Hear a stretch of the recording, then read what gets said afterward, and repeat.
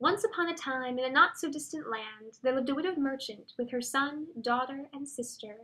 One day the merchant left to do business at the thrice-ninth kingdom, taking her daughter with her and leaving her son in the care of her sister, whom she loved dearly. The mother commanded the aunt to take care of her son, and the aunt readily agreed. The merchant's son spent his days learning, cleaning, cooking, and in short, doing everything his mother asked, including good hygiene. However, the merchant's son had such an incredible beauty that the aunt could not help but be captivated by it. In her lust, she grabbed the young boy and declared, "I can't help myself. Be my lover or die." Hearing this, the merchant's son pulled himself free from her clutches and fled the room. The aunt chased the young man into the bathhouse, where he had the presence of mind to grab a bucket filled with boiling water and throw it at the aunt, thereby salvaging his virtue. As she lay on the floor, screaming in pain, the boy ran from the room. For months, the aunt could not leave her bed, too in pain from the boiling water. In her anger, she wrote to her sister, accusing her son of the grossest misdeeds and worst sort of conduct imaginable. In her words, she strove to do her best to poison the merchant's mind against her son. The aunt's letter traveled far until it reached the hands of the merchant. Outraged, after reading the horrendous things her beloved son had done, she called her daughter to her. "Your brother has brought shame upon our family. Take this knife and kill him. Bring his heart to me." The sister tried to protest, but in the end she obeyed her mother's commands and returned home. As she traveled home, the sister decided to inquire of the villagers as to what her brother had actually been doing. How do I begin to explain the merchant's son? The merchant's son is flawless. He always carries 2 icons in a rosary. I hear his hair is insured for 10,000 rubles. I heard that he cooks and cleans all day in the house. His favorite fairy tale is Snow White. One time he saw the Tsar. Told him he was pretty. One time he looked me in the eyes. It was awesome.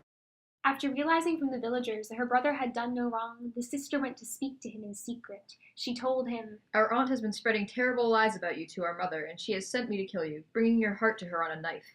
The boy was stunned and startled and asked his sister how he might escape this fate. She told him, Run. Run far away to wherever your eyes lead you. Do not come back." The merchant's son ran away. And the sister stabbed a dog and carried its heart back in her brother's place.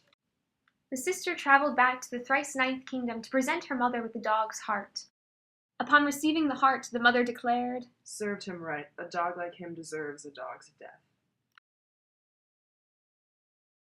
The merchant's son wandered and wandered for a short time or a long time through a beautiful forest until he came to a marvelous palace with beautifully carved stone and glorious turrets stretching far towards the sky.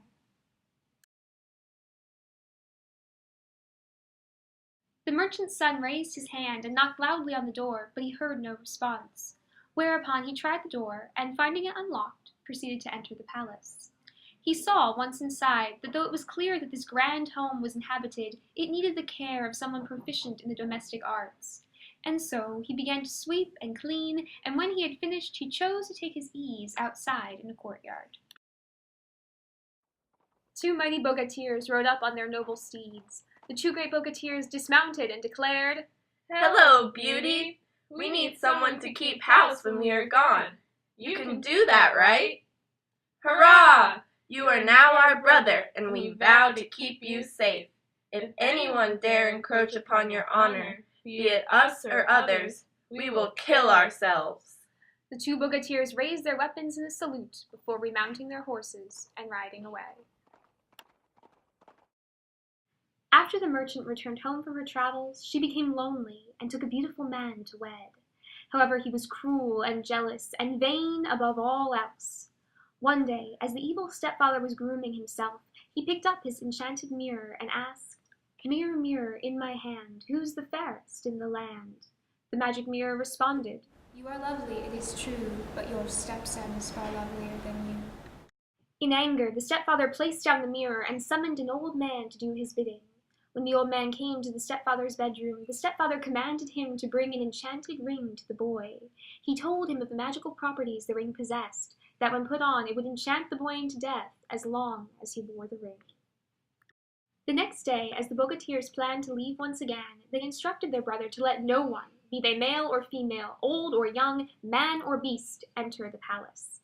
The merchant's son nodded in agreement, yet as soon as the bogatirs were out of sight, an old man stumbled from behind a tree and walked up to where the merchant's son was standing. The old man greeted the boy, telling him stories of home, of his sister and mother. The youth was overjoyed to hear news of his home and immediately ushered the old man into the castle. The merchant's son and the old man talked for a long time or a short time, and at the end of their time together, the old man pulled out a ring and said it came from the boy's sister, a gift. The boy was overjoyed and took the ring, staring at it. At that, the old man rose from the table to take his leave. The boy continued to stare at the ring until finally he put it on.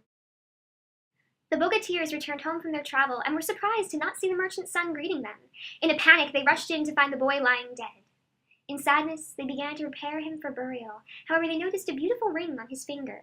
Refusing to let it clash with the color scheme and to have a beautiful memento of their brother, they removed the ring.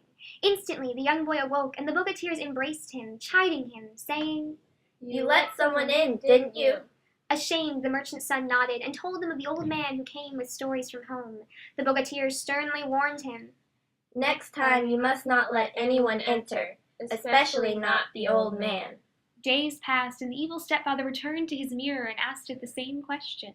The mirror knew that the merchant's son had not perished and declared him still as fairest. Once again, the stepfather summoned the old man, this time giving him an enchanted ribbon. Once more, the bogatirs had left when the old man made his way to the palace. Again, the old man greeted the boy, telling him stories of home, of his sister and mother. The youth was so overjoyed to hear news of his home that he could not help but lose his suspicions of the man and ushered him into the castle again. Once again, the old man and the merchant's son talked about home. At the end of their visit, the old man presented him with a ribbon, saying it was a gift. The boy at first protested, but finally accepted the beautiful ribbon. At that, the old man rose from the table and left. The boy continued to stare at the ribbon until he finally tied it around his neck. Once again, he fell over as if dead. Again, the bogatirs returned from their travel and were saddened to see their brother dead once more. They removed the ribbon, and once again the merchant's son awoke. Again, the boy confessed to having admitted the old man into the palace. The bogatirs warned him, "Let no one enter this home, especially not the old man." Days passed, and the evil stepfather returned to his mirror and asked it the same question yet again. The mirror knew that the merchant's son still had not perished and still declared him as fairest. Once again, the stepfather summoned the old man, this time giving him an enchanted banana. Yet again, it was a day when the bogatirs were gone that the old man appeared at the palace gates. Once again, the old man cajoled the boy and lulled his fears, thus gaining entrance to the palace. Again, the old man and the boy talked of home, and the old man presented him with a banana, saying, "You look hungry, have a bite." The merchant's son felt his stomach sound and took a bite. He fell over as if dead. Smiling, the old man left. The bogatirs returned from travel, and seeing their brother dead once more, they searched and searched for something to remove from his body. Not his hat, not his glasses. In despair, they laid the boy down for everlasting sleep. So sorely did their brother's death grieve these mighty bogatirs that they could not imagine spending one further moment of time on this earth without him, and as one they spoke, "What do we have to live for? Let's do ourselves in." And having thus uttered these words, the bogatirs joined hands and fell from the balcony to greet their brother in death's embrace.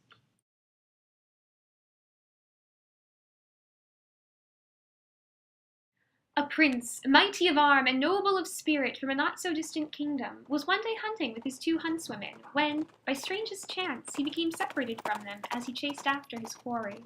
He had lost himself entirely when he stumbled upon a beautiful castle. Intrigued, the prince knocked on the door, and with no response, he entered. Walking in, he noticed how abandoned the castle looked, except for one room. There he saw the most beautiful man he had ever laid eyes on. Captivated, he could not help staring and staring at him until the light of day faded. When night arrived, the prince was finally able to break his stare and return to find his huntswomen.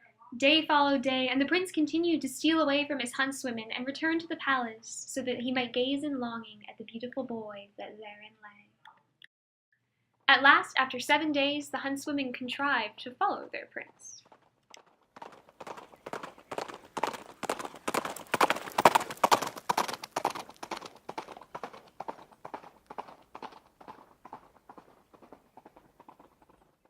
They snuck quietly behind him until they came across the castle. After watching the prince enter, the two huntswomen followed closely behind. The huntswomen, too, were captivated by the boy's astonishing beauty, his porcelain face and painted features. The three spent the day staring, and at day's end the prince commanded the huntswomen to carry the boy back to his castle and place him within his bedchamber. The huntswomen agreed and swore to tell no one. Day in and day out, the prince spent his time staring at his beautiful love, refusing to leave his side. The prince's parents started to become concerned and spied upon their son to see what was going on. Appalled and shocked at what they found, the king demanded that the prince give his love a proper burial. The prince was devastated, but he had to obey his father. Right before burial, the prince fell upon his love's chest in despair, freeing the banana that had been lodged in the boy's throat, and he awoke. In his great excitement, the prince declared his undying love and devotion for the boy and requested that they be married at once. Because nothing can stand in the way of true love, and since czars waste no time, they were wedded immediately. After they had been wedded a time, the merchant's son spoke of returning to his home to see how his mother and sister were faring. His love, the prince, agreed readily to this, and it was decided that the merchant's son would return home swiftly by ship, while the prince would go by land and arrive a few days after his love. The ship was captained by a general of great renown and great lust. The merchant's son had such an incredible beauty that the general could not help but be captivated by it. In her lust she grabbed the young boy and declared, "You are aboard my boat and in my power. Be my lover, or I will throw you overboard to meet your doom. You have until midnight." Hearing this, the merchant's son pulled himself free from her clutches and fled from the room, sobbing. Hearing his cries, a sailor, possessed of a gentle heart and noble spirit, approached the merchant's son and said, "Switch clothing with me. At night, when the general comes, we will be safe in my bed. I will be fine in the water. I know how to swim." That night the general came with 2 men to throw the merchant's son overboard. However, little did they know that the sailor slept in his place. When the sailor landed in the sea, she quickly swam to safety. The boat reached land when the merchant's son snuck aboard and disguised himself as a cook in his mother's kitchen. The prince arrived at the merchant's home after his long journey. When he dismounted from his glorious steed, the prince noticed his husband's mother standing before him. He declared, "I have married your son. Accept me as your own." However, the merchant replied in great distress, "I accept you, and you are welcome in my home, but alas, my son is dead." The prince could not believe what he had heard, but cried out in pain and denial to the sky above, yet there was nothing he could do. He retired to the merchant's house, and, in great grief, resolved to stay there 3 days before beginning his journey home.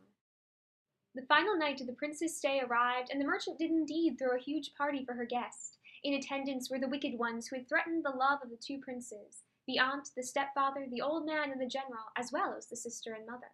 They talked and ate and drank mead until they became bored and searched for entertainment. The general said, "How about a story? Does anyone know one?" The aunt tried, but she was too drunk to continue, and the old man did not know a single good tale. So the sister said, "How about the new cook? I hear he has many wild tales to share." The cook emerged from the kitchen and after much insistence agreed to tell a story. "However," he said, "if anyone interrupts, I shall hit them on the head with this spoon." And he began to tell his story of every terrible thing that had happened to him. His aunt was the first to realize that this was no work of fiction, but a true tale, and stood to protest, saying, "He lies!" The disguised cook promptly hit the aunt on the head with a spoon, and she fell over. The cook continued to tell his story, yet was interrupted again when he began to tell of his wicked stepfather and the old man. Once again, they tried to stop the story, but they, too, were hit on the head. At her part, the general, too, interrupted the cook and was hit on the head with a spoon. The cook came to the present of disguising himself in his own mother's home and ripped off his disguise. In celebration, the mother, sister, and prince rose to greet their loved one. The mother turned to the evildoers and said, "For their foul deeds they must be punished, death by nerf." The evildoers were lined up, and the executioner raised a mighty gun and shot them dead, one by one.